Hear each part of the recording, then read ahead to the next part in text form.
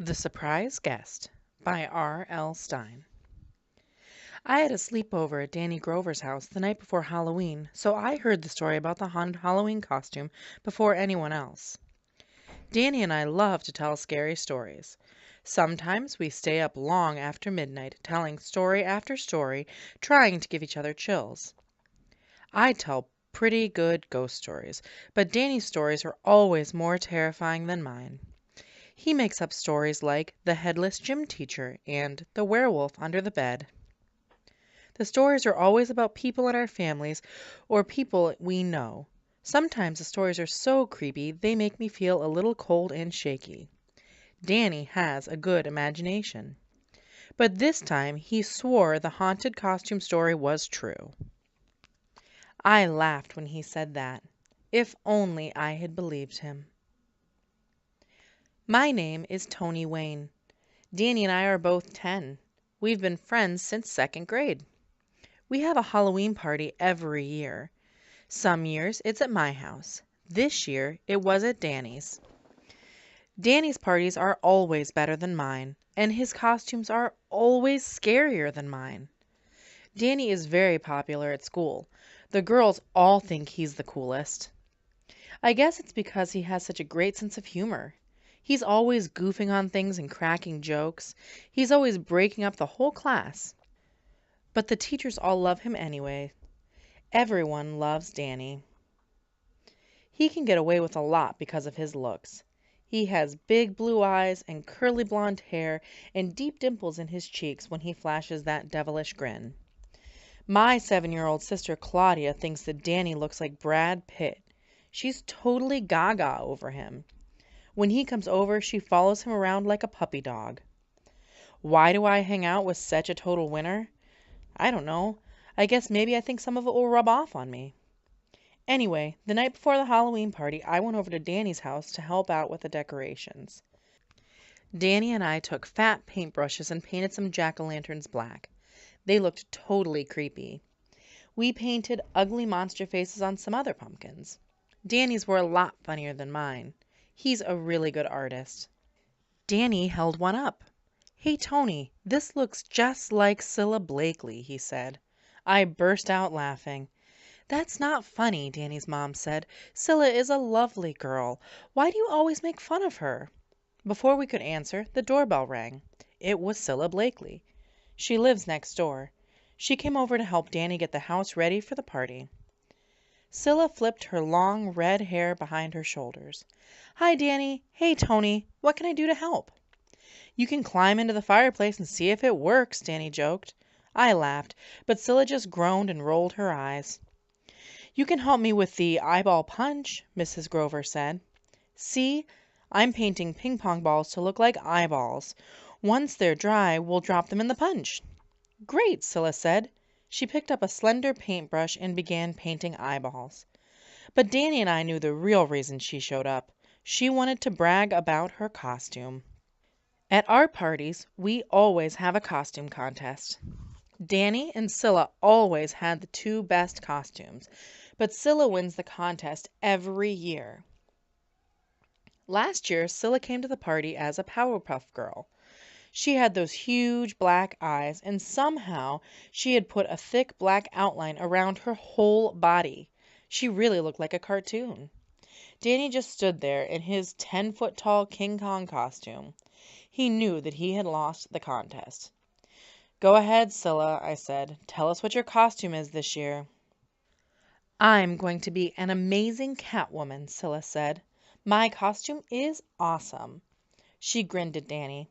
"I don't want to give too much away," she said, "but it's electric. I mean, it's totally wired." Cilla raked the air with her fingers. She hissed like an angry cat about to attack. "Watch out for my claws, guys."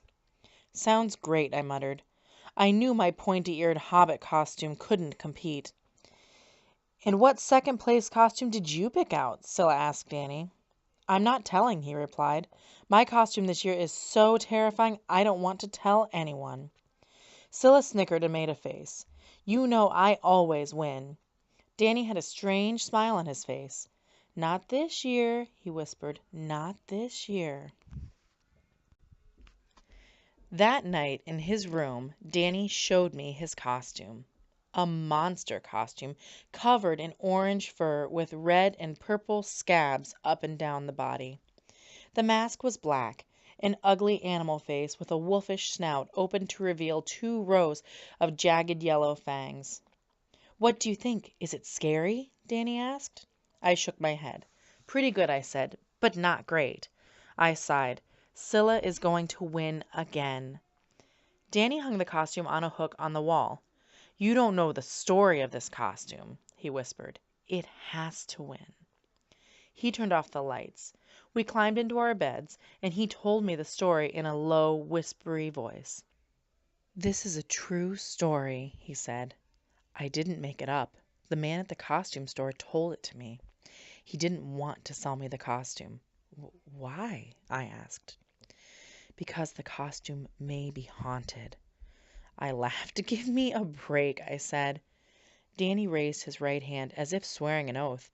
"Total truth," he said. "No lie. Just listen. A boy died inside this costume." I sat up and stared at him. His eyes flashed in the shadowy light. I could see how excited he was. Danny continued to whisper. "This happened a long time ago. At least 100 years. The boy's name was Henry. He was about our age. He lived in a castle somewhere in Europe." "Was he a prince or something?" I asked. Danny shook his head. "I don't know. I only know he was invited to a fancy costume party at another castle. He wanted to scare everyone at the party, so he had this fur-covered monster costume made. It was created especially for him, but he never made it to the party." "Why not?" I asked. "How did he die?" "No one is sure," Danny whispered. "They found him dead on the floor of his room in front of the mirror. He was wearing the costume. His hands were still gripping the sides of the mask." I felt a chill run down my back. I stared at the costume. "Henry was stone cold dead," Danny continued. "Some people think he suffocated, that he couldn't get enough air inside the mask. But Henry's parents didn't agree. They thought the costume was evil, cursed. They were heartbroken. They didn't want the costume in the castle, but they were afraid to destroy it. They were afraid of its evil. So they stuffed it into a large wooden trunk and labeled the trunk, 'Never to be opened.' Then they shipped it away on a boat." "And that's how the costume came to America?" I asked. Danny nodded. "The trunk was hidden away for years and years in a big storage warehouse. Then, one day, about 30 years ago, a boy named James opened the trunk and found it. His father owned the warehouse. His father knew the legend of the costume, but he didn't believe it, so he let James take the costume home." I swallowed.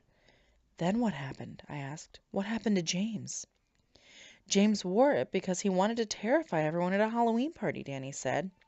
"Well, he did terrify everyone, but not in the way he wanted." "What do you mean?" I whispered, sitting straight up and hugging myself to stop the shivers.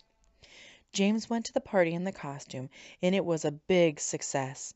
Kids screamed, everyone loved it.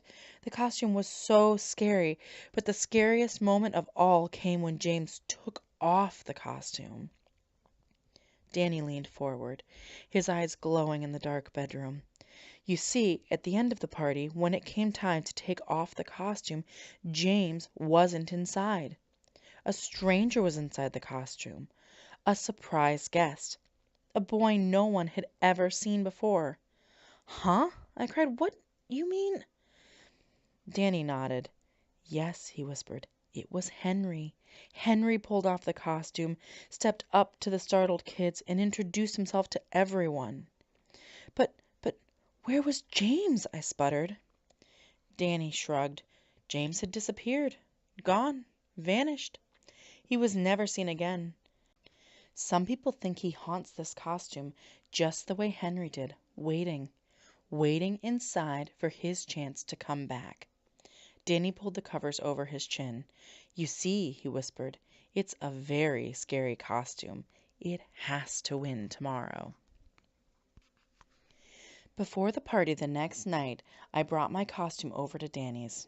I hung it beside his in the bedroom closet. Kids were arriving downstairs. Danny rushed out to pick up his cousin Allison and walk her to the party. Gazing into the closet, I sighed. My hobbit costume looked pretty lame next to Danny's.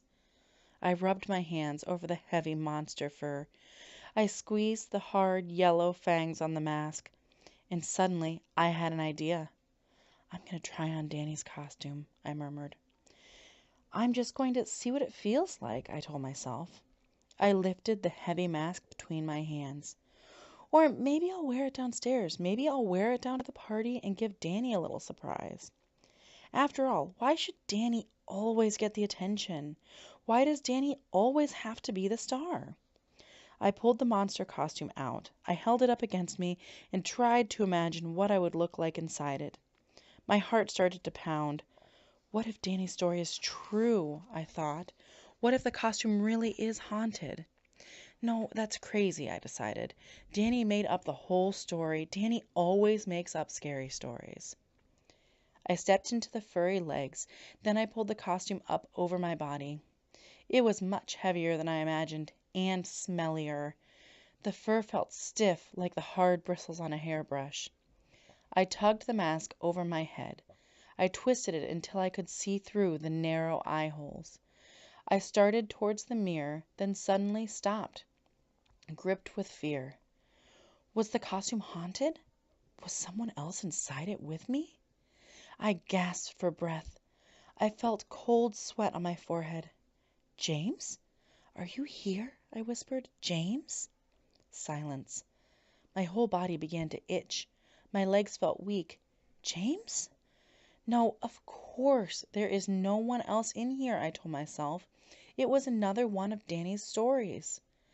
I tugged the mask off, taking deep breaths of cool air, then I pulled myself out of the costume. I hung it back up in the closet, and I pulled out the hobbit costume and began to tug it on.